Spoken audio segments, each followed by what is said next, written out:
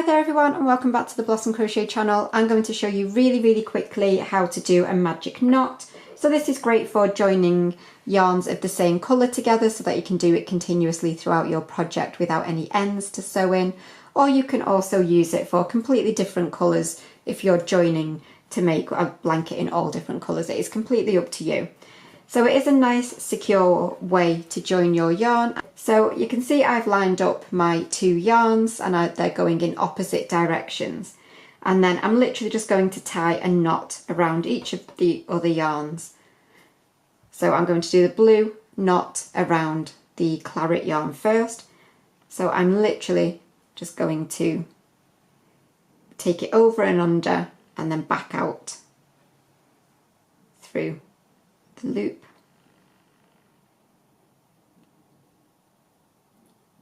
So that it goes all the way around and then obviously just through that loop that you've made and pull to tighten.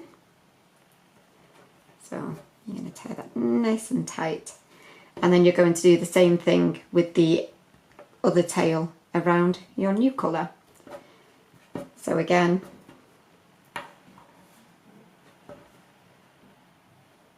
literally just loop it and tie a single knot. And again, pull that nice and tight.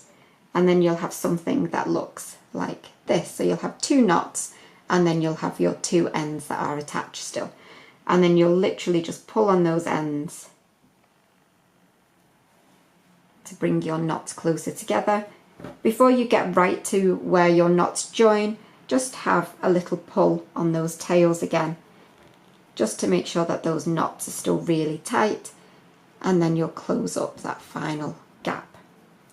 Give it a good pull just to check how tight they are, and then I'm going to snip off these tails.